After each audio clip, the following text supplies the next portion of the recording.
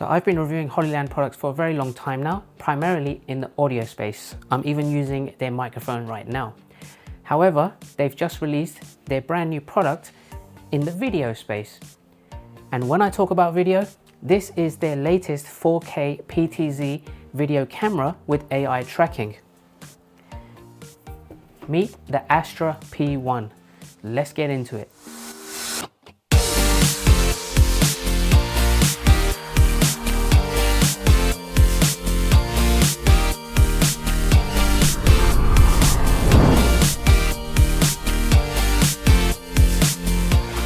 Alright, let's just start with the unboxing and see what comes in the box.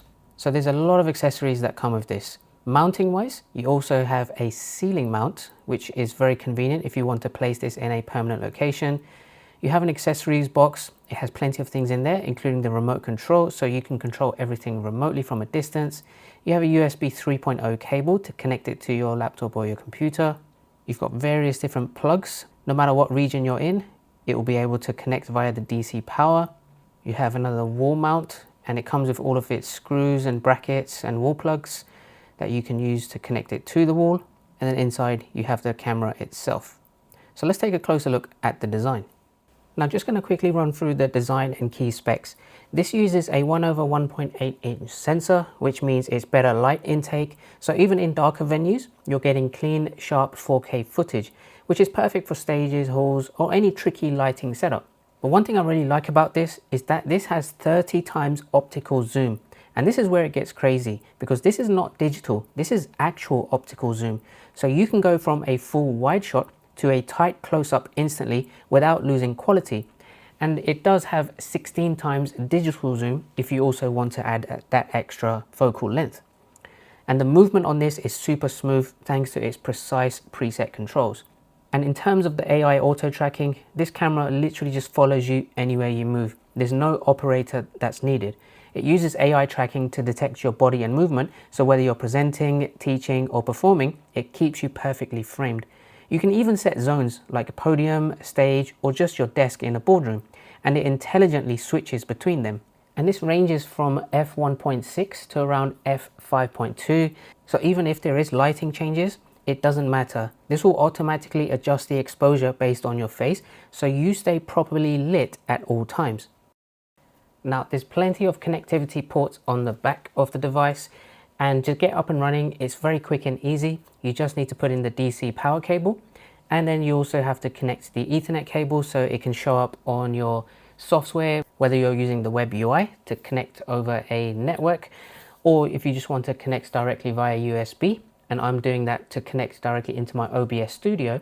Then you have the USB 3.0 connection, like I've connected here, and also a USB 2.0 connection as well. So you can essentially even use this as a webcam. And I also recommend that you download NDI video monitor for your laptop or your computer as well, so that you can showcase the quality of the video and play it back and live stream directly from this. So if you are into live production, this is really huge. This has NDI HX3 built in, meaning that you can stream near lossless 4K over a single Ethernet cable with ultra low latency. And with NDI, that's what's allowing me to work straight into OBS and have this as kind of my live streaming or broadcasting setup. Okay, so let's talk about how this all works and how you can get up and running with this. I have the connection directly into OBS Studio via the USB 3.0 cable.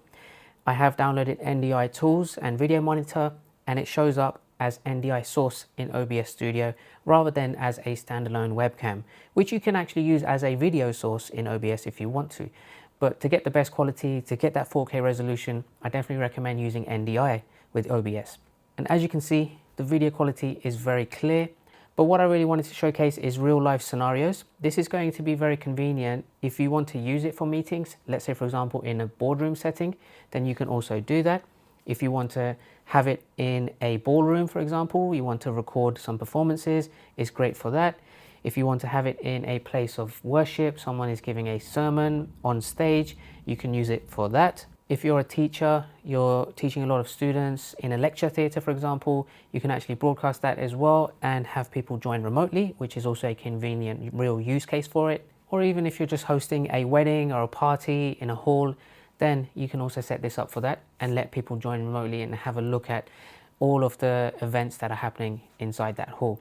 So there's plenty of different ways you can utilize this 4K PTZ camera. Now I want to show you how to use it with the remote control, because you don't need to do any manual connections or movements with it, because it's on a motorized gimbal as well. If you're at a distance and you're going to be using it in any of those use cases, having remote connections for it is going to be very convenient. So let me go ahead and showcase the remote control. Okay, you can see there is actually a lot of connections and options here. The ones with all of the colors here, this can actually start auto tracking or the AI tracking. You can do single person tracking, group person tracking, whether there's a performance or a band on stage. And these are basically like presets for quick access settings. You can actually rotate the camera with the directional buttons. So for example, if I do that, you'll see the camera moving in the background and on the video. And you'll notice as I'm doing it, it's flashing the number 1 at the top there for its preset. Along the bottom, you have these zoom buttons as well. So you can slow zoom or fast zoom. If I go in for a slow zoom, this maintains real 4K clarity and detail. And in fact, you can start seeing some of the imperfections on my skin when I zoom in quite a lot. But you can also equally do a fast zoom, and you can see how quick that works. 30 times you can zoom in.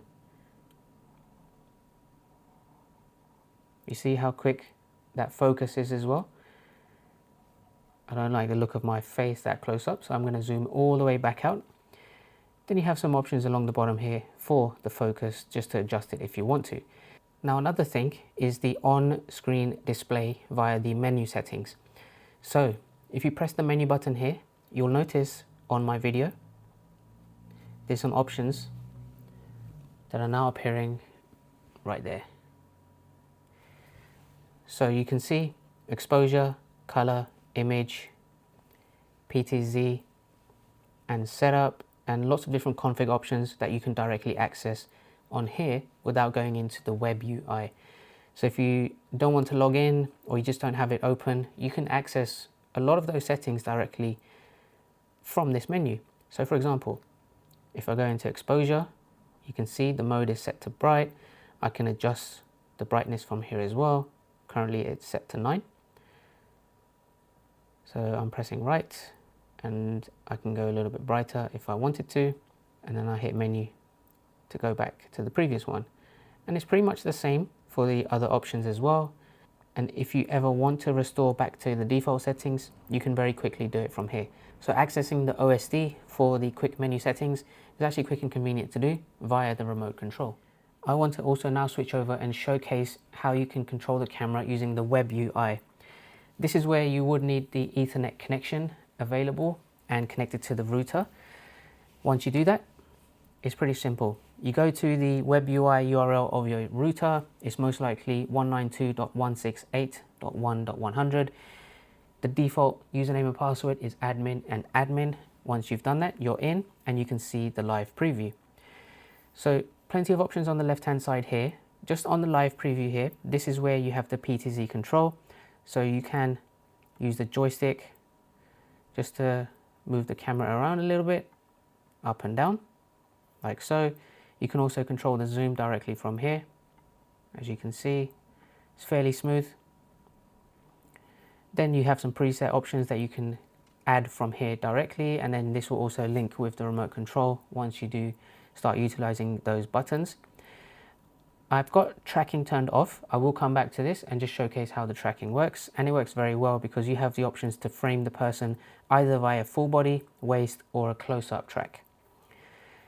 Auto zoom is on. If I don't want it to auto zoom, I can keep that off, as well as the tilt, timeout, auxiliary.